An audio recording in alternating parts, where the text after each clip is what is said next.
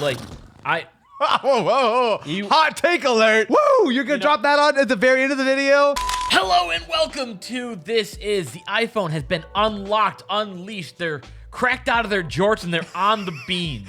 So this is an emergency episode because there has been absolute breaking news. The iPhone, famously the most restrictive of the major smartphone platforms, is getting cracked wide open by our friends in the good old European Union. Now, I'm going to do my best to offend the smallest amount of Europeans in this video possible. So, hello, greetings, Guten Tag. bonjour. Hello. That's Australian. The story here is really, really large. Now, the European Union has been working to, let's say, reform Apple and the iPhone for a while. They're a huge driver and why it's pretty much a lock that the iPhone in 2023 will be using USB-C instead of Lightning because they're trying to standardize that across the board. For the record, I still don't think that's actually going to happen because of some weird legal mumbo jumbo.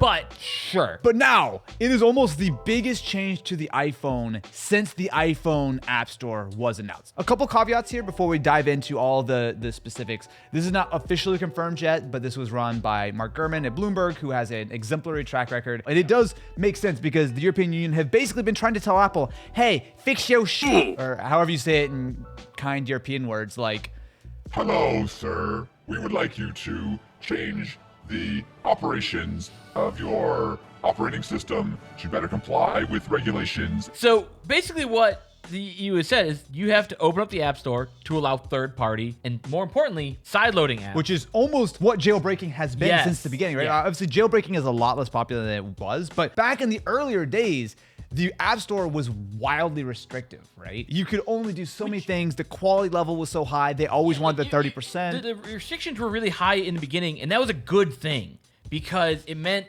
like, we got really dumb apps in the beginning. iBeer. There was a level of quality, like, and I don't mean like app quality. I mean like performance quality. They weren't crashing. There were so many restrictions, right? So in the early days, it's easy to forget. There was a rule that you could not release an app on the App Store if it duplicated a system function. You couldn't do like other mail apps and calendar apps and photo apps. Like today, obviously some things have changed in regards to that. But still, if you are the creator of an app, Mr. Musk, you are at the mercy of Apple if you want to keep that app on the App Store. If you want to release an update that doesn't abide by one of the very many iOS standards, they can just boot you straight off. They are judge, jury, and executioner, whereas for pretty much every other platform out there, Windows, you've got Android, you've got Mac OS, you can download and do whatever you want. Like you own your device and you can download apps from anywhere you want and you can use them in however you want. Now, even with these new changes, which we're going to continue to detail because there's a lot of stuff here that is going to be changing very shortly, they are still going to want their percentage, which is nebulous because if I am sideloading an app, how is Apple going to try to get 30% when I sideload something? I have thoughts on that. Like, so right now, the developer tools for Apple is free. Anyone can download them. And I think if this goes through, you're going to have to start paying a licensing fee to have access to develop Xcode. Well, they also could only allow signed apps that are, even if you're downloading an app that was not from the App Store, it still has to be signed by Apple or whatever to run on it. Say there's a new phone that comes out and say, you know, it's the Matte phone and I want it and I'm wildly successful because why wouldn't I be? And I have the Matte store and I want to charge 40%.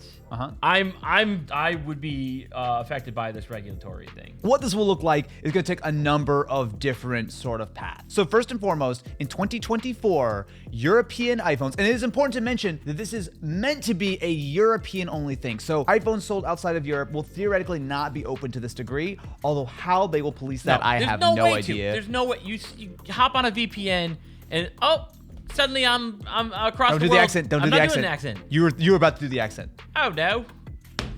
There's no way to police this. So like the same way of like technically only iPhones in Europe are going to need to use USB-C. They're just going to make it all. Yeah, like why not? There are some big pros to this opening up the App Store. Emulators could finally be actually properly available on iPhones. If we talk about like cloud gaming, yes. Like the reason that Microsoft does not have a proper cloud gaming app on iOS right now is because of the super restrictive way that they handle this. So the way that Microsoft would have to put xCloud and Game Pass onto iOS properly is they would have to have every one of the games that's available on Game Pass, which is a lot, by the way, individually compatible and approved by the App Store. Because each want to treat it as its own individual game, which right? is just not feasible, and it's also defeats the purpose of cloud gaming. Absolutely. This is a perfect example of why the Byzantine App Store rules can mean that entire industries are just simply not either able to make it work on the iPhone, or it is so difficult and like almost impossible to deal with, right? And you look at lots of companies who would like to charge. So say your Netflix, say your Hulu, your Spotify, maybe your Twitter, trying to charge for Twitter Blue. Well, right now, if you want to charge someone through the app, you need to give Apple 30%. And if you're Hulu, you can't just give Apple 30%, right? Like, so you almost have to artificially raise the price to cover Apple's cut, because you need the $8 or whatever to pay all your shareholders. We've seen that a little bit of, like, say, sign up for a new subscription somewhere. It'd say, all right, well, if you sign up for it on desktop, it's $7 a month, course, whatever. They can't tell you that in the app. No. They go, sign into your account that you've definitely made on another device, not like or a Safari. it's gonna be $9 if you sign up through Apple, because they're trying to get their $7. But to be fair, profit. This, while I think is honestly probably one of the bigger problems with the App Store, is likely not going to change, because I bet you that if Apple is still wanting their 30% on things that are like sideload and whatnot, you better believe that Netflix is not just gonna sneak an update like Fortnite did, where they're like, hey, guess what? You don't have to use the App Store anymore. But the thing that goes beyond just the pure apps, you look at what has happened to Android. Now, I will say, Android has had this forever. You've always been able to sideload additional stores. You've always been able to sideload additional apps, which is why the Amazon App Store exists, which is why the Fortnite launcher exists, because let's not forget that that was a whole split with both Google and Apple. It's just Apple feels like they kind of took more of the brunt of things. This also dovetails into another very interesting concept. If you take a step to the other major regulatory news, Microsoft have talked about why they think the Activision Blizzard acquisition should be approved, is that they want to be able to create meaningful competition in the mobile space and create their own app store where they could sell apps and games and whatnot without having to give money to Apple. Well, guess what? If Apple are forced to allow sideloading of not only the Amazon App Store and whatever, but also the Microsoft App Store, and they're able to do their kind of own thing, that's a super interesting idea. Theoretically, Microsoft can have you sideload the App Store the same way you used to sideload the Google Play Store onto like a Amazon Fire device. Exactly. So like, not only is it sideloading the app, but you're sideloading an entire store. This is, for the most part, good for everyone. For the most part. What about Apple? Is it good for Apple? Well, screw Apple. For the most part, this is a good thing. There are some issues with this. Think about the security nightmares of if it really is as unlocked as people want it to be. They'll water this down. Before it comes out, they'll water it down. But like, there's always, like, again, you lose that security of Apple saying, okay, well, we're making sure you don't have like just crazy malware. You want to sideload your banking app? You're living dangerously. Yeah, don't sideload your banking app. I don't want Tim Cook knowing my banking account.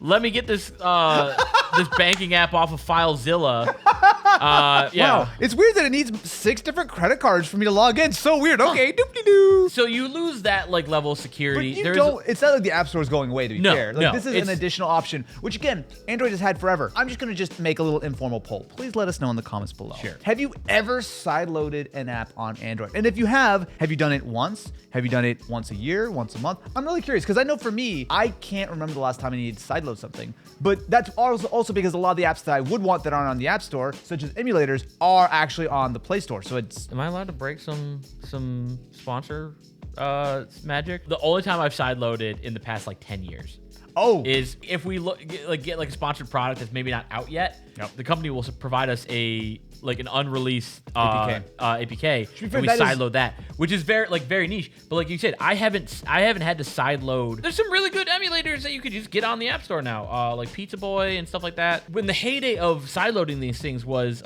maybe 10 years ago at this point, they just weren't on the App Stores, or they like the ones that were on there were really bad. They were like heavily ad supported, and now they're not. And like, so like, I'm willing to pay, a little bit on the App Store to get a polished emulator, which is what I've done in the past. Absolutely. So like, while this is good, yes, I feel like it's not going to be that big a thing.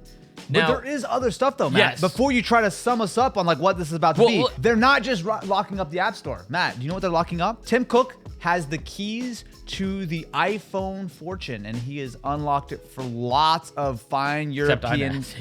Yeah, they're not. This is Specifically, they're not doing that. The only thing that people actually care about in this scenario is iMessage. That's not affected by it. Okay, can I hit you with a list of some of the things? Give me a list. So, access to additional web browsing engines, which, to be fair, unlike pretty much every other device, every web browser on iOS is essentially reskinned Safari. So you can't actually develop your own WebKit or whatever engine for the iPhone. You have to basically take Safari, slap some features on it, and call it a day. Basically, every browser on iOS is Safari with some bits and bobs put on top of it. They'll be unlocking the NFC chip.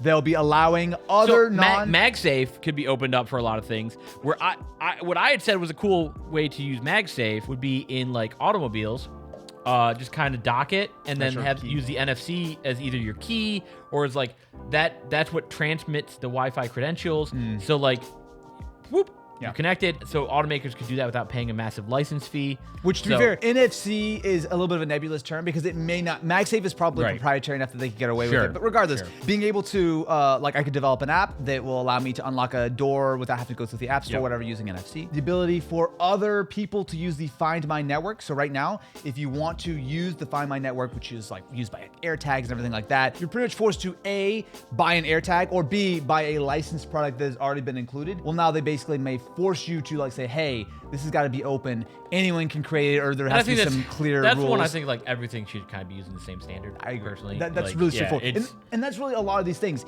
It is standardizing things, right? Yeah. And to be fair, we're talking about this from the Apple lens. I would be surprised if some of these may apply to some of the stuff on Android. But the thing is, Android has always been more open. It's always been more like sort of wide ranging. What this really is, if you want to boil it down to a single sentence, in 2024, at least in Europe, the iPhone is going to be much more open like Android. Now, the exact way that they approach that, the pros and cons, I'm sure they're going to water things down. It's going to be annoying. You have to do this. And side loading means you have to like call Tim Cook, a really cool dude on the phone. He's like, all right, I'll give you the code. And he like unlocks whatever. Like, we don't know exactly the details. And like you this is happening. You kind of joke about that, but like I would not be surprised if they just make it so difficult to sideload.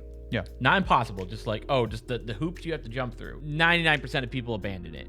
You know, you'll always have your enthusiasts who will want to do that. But it's all weird. It's an opening up of the platform. Yeah. Right? The iPhone right now is a very locked down platform, which there are reasons for that. I'm not saying it's a bad thing that that's an option, but basically it's not really an option. It's just the way things are. Essentially what this is the first step, in my opinion, toward Apple opening up the iPhone to give you the freedom to be a little bit more custom with things, to install apps slightly differently, to be able to use more of the hardware on your device for different purposes other than the ones that Apple have specifically allowed that can live in the App Store. And I think when that sort of box starts to open, I don't think it's something that can be closed. I think other people are going to take advantage of it. And yes, there are security implications. That absolutely is true. But I think by that same token, vast majority of people are not going to do this. And if you, guess what? If you sideload some sketchy, weird app or whatever, I'm sorry to say, not my problem. Don't do that. Same thing, you don't do that on your PC or whatever. Like, you can't, like, being locked down and limited is not an excuse for security. No, but like that, like, that is partly why iPhone became popular, was because you kind of didn't have to worry about that. Again, these are arguments from 10, 15 years ago, where like this was all new territory. Where I feel like this is actually going to come into play in the real world is you go to download Spotify on iPhone, and it won't be on the App Store. If you want to put it on your phone, you're going to download and sideload it from, through their website, and then they don't have to pay they don't have to give any of the 30% for your subscription. So you think it'll be like the Mac App Store, where some apps are in the Mac App Store, but most Mac apps are downloaded individually? Is that kind of where you think this is going to eventually end up? Again, I think for the most part, it's not going to matter at all. I think it's only going to be the big players who want that 30% back, or have some like, my app is not approved for the App Store because of this Byzantine reason or something like that. Well, for the most part, for small developers, the App Store is still the best way to get your app noticed at all. That's, again, partly why it was so popular, and that's why every platform, because again, I feel like we scream this all the time, Apple is not the only one charging 30% for their apps. There's a reason the App Store became so big and so popular. And I don't see everyone abandoning it. No. But and I say that not just as users, but like as developers. I'm curious what a developer actually has to say to this, specifically a smaller one, because What does this enable you to do that you couldn't do in the past? Or what does this give you as flexibility? My hope for this is that it injects a little bit of competition more than anything else. If Microsoft and Amazon have app stores on the iPhone where they're competing to give you the best product, that has got to be a win, right? Where you can still use the app store and you can pretend this never happened and never think about it and everything continues exactly as it is. Nothing is being taken away from you as an iPhone user. However, if you want to experiment, if you want to dabble, if you want to try other stores, if you want to try other types of apps that have traditionally not been approved, guess what? That now can become an option for you in 2024 if you're a European citizen. What this does open the door for later on is opening up iOS even further with the way that the EU is pushing right now. I don't think it's out of the realm of possibility at some point for someone to say, you can't lock your software down the way you have. You have to standardize, open. You have to let Samsung use iOS. Like, whoa. Hot take alert. Woo! You're going to drop that on at the very end of the video? Let us know how crazy I am. Like, subscribe, follow. What do you think about this? I'm not going to lie. I'd probably buy a Z Flip if it ran on iOS. I 100% would.